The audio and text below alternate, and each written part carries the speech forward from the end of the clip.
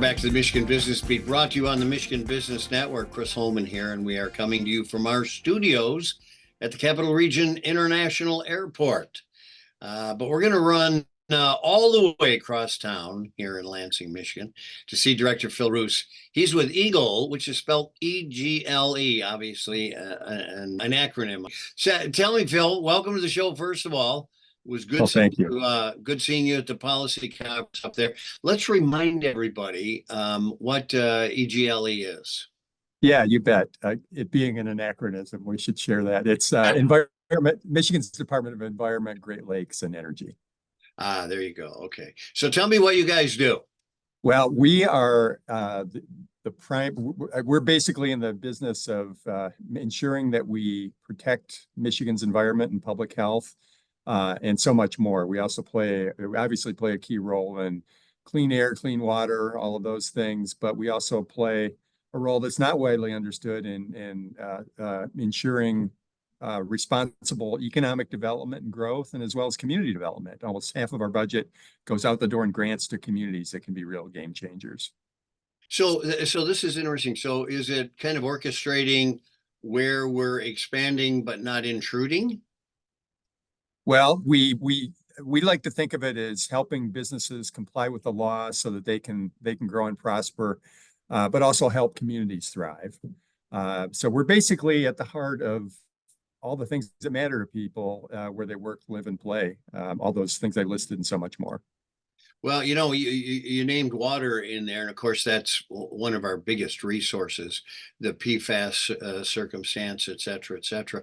Tell me where you play in that purity of water circumstance, because that has, I guess, as much as anything, and maybe swamplands or bogs or something, is where business and their expansion usually come into conflict with the environment. Yeah, you bet. Well, we're as we know, we're a state that's literally defined by our water, 21% of the world's fresh surface water, groundwater that's accessible and abundant pretty much across the state, cherished resource. It's so much of our identity and our asset, and what's central to our public health. So we're charged with protecting that and ensuring responsible use.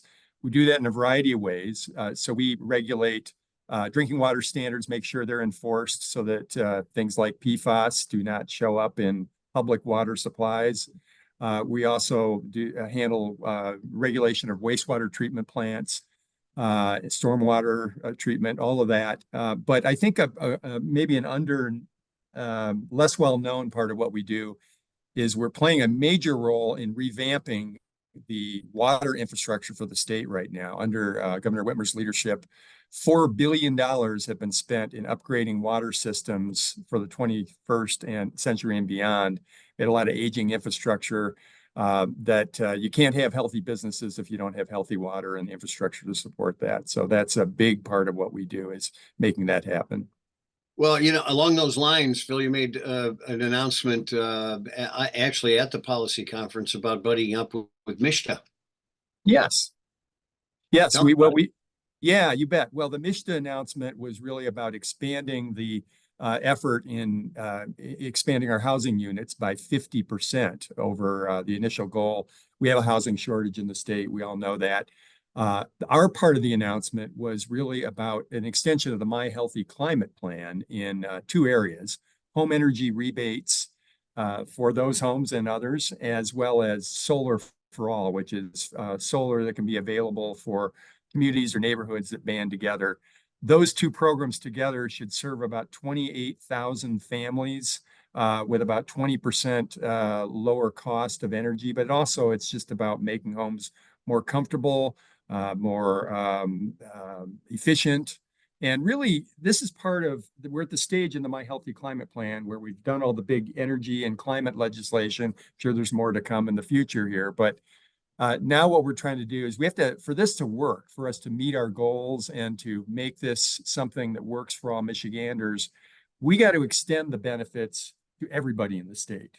And translate it into lowering costs, because that's the goal of one of the big goals of the plan is lower costs and job creation. So this is part of that, and making that available either for the home energy rebate program is about helping homes with either sort of whole home efficiency efforts or specific efforts to get electrified appliances. And then the Solar for All is more about groups of people banding together in communities to get solar that they can all benefit from. Gotcha. Well, making this more efficient's got to help everything. There was a time, and we've got about 30 seconds literally, Yeah. that Michigan was 50% forestry. Is that still the case? Because that really makes a difference too. Yeah, I don't know the exact number, but we have set a goal in the My Healthy Climate Plan of 30% of land and 30% of water that is protected. That's absolutely essential for meeting the long-term climate goals because there's a lot of carbon that's sequestered. It's also central to keeping our way of life here. And I don't know the exact number on forests, but I think it's on the upswing, and we need that for recreation purposes, for our way of life, as well as achieving our climate Well, goals. we're doing a lot more reforesting too, which is really nice. Director Phil Roos from EGLE right here in Lansing, Michigan. Thanks for protecting the environment, my friend. And thanks for joining us today. I'm Chris Holman. You're watching the Michigan Business Beat on the Michigan Business